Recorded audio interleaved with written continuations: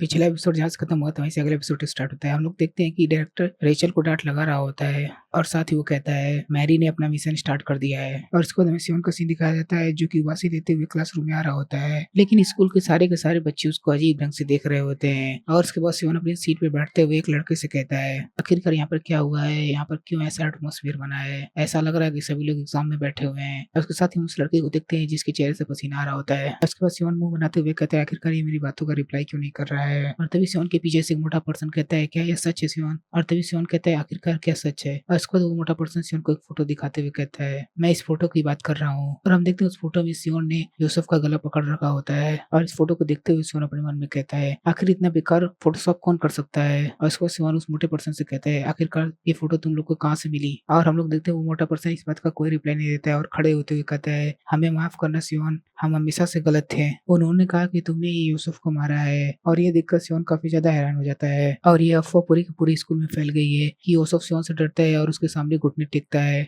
और सियोन ये सब सुनने के बाद अपने मन में कह रहा होता है क्या सच में इन लोगों ने उस बात पे विश्वास मान लिया। और इसके साथ ही वो मोटा पर्सन एक और फोटो दिखाते हुए कहता है उन्होंने कहा कि आपके कनेक्शन गैंगस्टर तक हैं। और ये सब देखकर सियोन अपने मन में कहता है क्या ये बात इतनी दूर तक पहुंच गई। और इसके बाद वो मोटा पर्सन कहता है कि सब कह रहे हैं कि आप ही ने यूसुफ को कहा था यूनो को क्रश करने के लिए। और सियोन ये वाली बातें सुनकर कहता है कि आखिरकार तुम कैसी बातें कर रहे हो। और उसको सियोन क्लास में चिल्लाते हुए कहता है कि ऐसा कुछ नहीं है, मैंने ऐसा कुछ नहीं किया। और वो परेशान होते हुए कहता है आखिरकार ये सब क्या कह रहे हैं। और इसके बाद वो मोटा पर्सन एक बच्चे के कंधे पे हाथ रखते हुए कहता है सियोन तुम कुछ ज्यादा ही कूल हो। लेकिन वो दूसरा बच्चा कहता है अरे मेरी सीट। और ये वाली बात सुनकर वो मोटा पर्सन कहता है अब एक साले तुझे क्या चाहिए। और उसके बाद उसको मारने के लिए हाथ उठा लेता है और कहता है क्या चाहता है जो यूनो के साथ हुआ वो भी तेरे साथ हो। और अगले सीन में लोग देखते हैं कि सियोन ने उसका हाथ पकड़ लिया होता है और सियोन कहता है कि मैं शो ऑफ नहीं करना चाहता था, क्या तुम्हें सच में नहीं पता है मेरी हिडन पावर के बारे में, चलो बाहर मैं तुम लोग को इसकी स्टोरी बताता हूँ। और सियोन को वहां से जाते हुए सारे के सारे बच्चे देख रहे होते हैं और सियोन भी उनकी तरफ देखता है और फिर क्लास के बाहर जाते हुए कहता है क्या तुम लोग स्मोक करते हो, मैं पहले ही बता दूं मैं तो नहीं करता।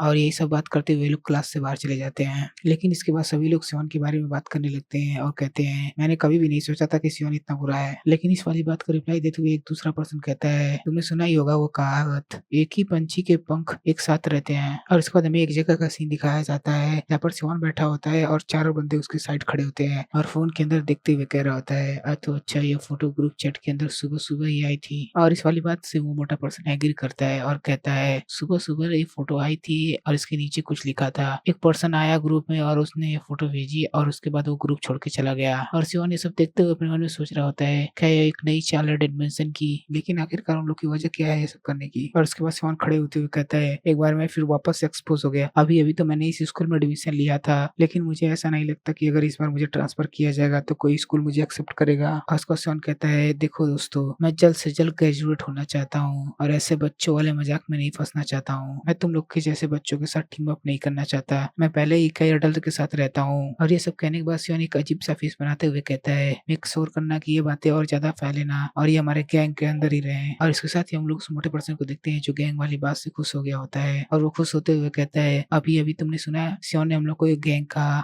और साथ ही वो जोश में कहता है कि बताओ सियोन हमें क्या करना है। पर लेकिन हम लोग देखते हैं कि यूनो की मम्मी सियोन को ये सब करते हुए देख लिया होता है। और उसके साथ ही हमें प्रिंसिपल ऑफिस का सीन दिखाया जाता है जहाँ पर यूनो की मम कह रही होती है कि सियोन मेरे बच्चे का दोस्त है, मुझे लगता है आप लोगों से कोई ना कोई मिसअंडरस्टैंडिंग हुई होगी। और इसको प्रिंसिपल कहता है मैम मेरे पास एक और पिक्चर है और वो वही पिक्चर दिखाता है जिसमें सियोन ने यूसुफ को गले से पकड़ रखा होता है। और उसके साथ ही प्रिंसिपल कहता है कि आपको नहीं पता है हमारे स्कूल में सियोन काफी ज्यादा फेमस है। और साथ ही इस वाली बात की भी गवाही है कि यूसुफ के साथ घुमा करता था। और साथ ही प्रिंसिपल कहता है मैं पक्का से कह सकता हूँ कि सियोन ने ही उन लोग को भड़काया होगा। और प्रिंसिपल की ये बातें सुनकर वो हैरान होते हुए कहती हैं मुझे ऐसा नहीं लगता।